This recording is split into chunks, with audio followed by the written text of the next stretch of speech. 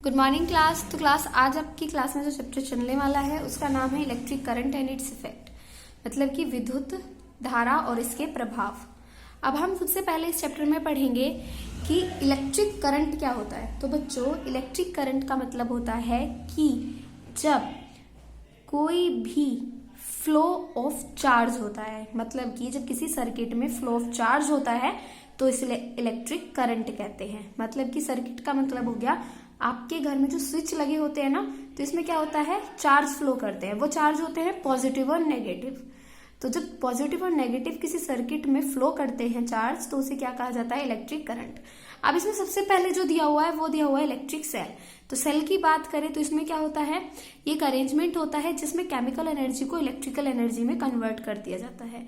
मतलब कि जो ये सेल आपको दिखाई दे रहा है, इसके अंदर क्या है, कार्बन प्रेजेंट है और भी बहुत सारी चीजें प्रेजेंट है, जिसकी वजह से ये क्या है, केमिकल, और उसके बाद में ये केमिकल जो एनर्जी होगी इसकी, उसे इलेक्ट्रिकल एनर्जी में कन्वर्ट कर देता है। तो इसे क्या कहा जाता है, इलेक्ट्रिक सेल कहा जाता है।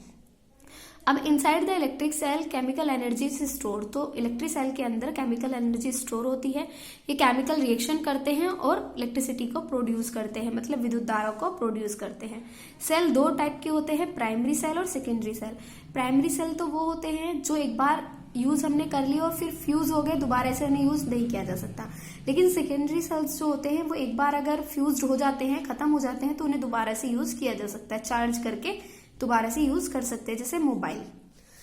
अब उसके बाद बात आती है, जो सेल होते हैं इनका इस्तेमाल बहुत सारे डिवाइस में किया जाता है, torch, toys, radio, TV remote etcetera.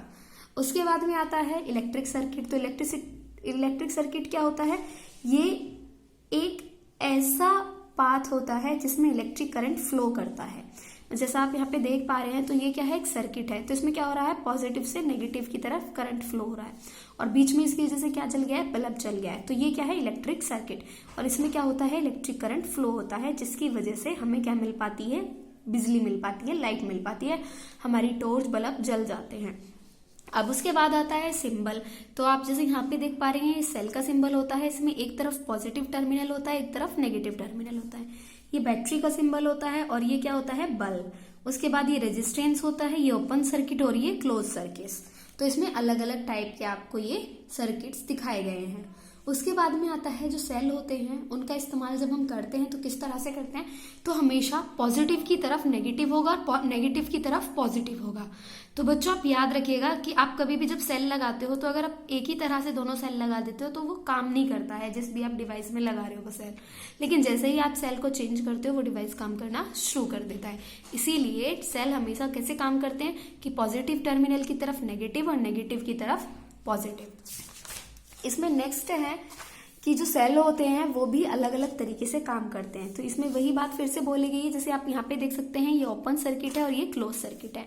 Open में क्या हो गया कि जैसे यहाँ पे हमने तार नहीं लगाया है दूसरा वाला, और यहाँ पे लगा हुआ है, लेकिन इसमें क्या है, दोनों तरफ तार लगे हुए हैं, तो इसका मतलब इसमें इलेक्ट्रिसिटी फ्लो कर रही है और जो ये बल्ब था ये जल गया। लेकिन यहाँ पे एक तरफ से तार हटा हुआ है तो इलेक्ट्रिसिटी फ्लो नहीं हुई, इसीलिए बल्ब नहीं चला। तो ये क्या है, ओपन सर्किट और क्लोज सर्किट। और इसी तरह से यहाँ पे कुछ सिंबल्स और दिए हुए हैं जिनसे हम अलग अलग टाइप से अपने सर्किट्स को डिनोट करते हैं। अब बात आती है इलेक्ट्रिक बल्ब की। तो बच्चों, इलेक्ट्रिक बल्ब जो होता है वो बहुत सारे कंपोनेंट से मिलकर के बना हुआ होता है, जैसे कि कुछ फिलामेंट्स होती हैं, ऑक्सीजन होती है, ठीक है। उसके बाद में इसे टेम्परेचर, हाई टेम्परेचर दिया जाता है और कुछ इसमें फ्यूज भी लगे हुए होते हैं, ठीक है। जब एक बार फ्यूज टूट जाता है तो इलेक्ट्रिक करंट पार नहीं हो पाता। और जो बल्ब होता है उसके नीचे वाला जो पार्ट होता है वो टंगस्टन का बना होता है, फिलामेंट जो होता है। इसमें जो लैंप होता है उसके लिए हाई टेम्परेचर की जरूरत होती है, जिसके बाद में इसमें लाइट अपने आप ही आ जाती है। तो आपने पहले जमाने की जो ट्यूबलाइट्स होती थी वो देखा होगा कि हम जैसे ही स्विच ऑन करते थे वो थोड़ी देर के बाद जलती थी। इसका मतलब क्या है, वो पहले हीट ले लेती थी, उसके बाद उनके बल्ब जलते थे। तो बच्चों, ये थी इलेक्ट्रिक करंट की बात। अगर किसी भी बच्चों को कोई दिक्कत है वो मुझसे मैसेज में पूछ सकता है। Thank you.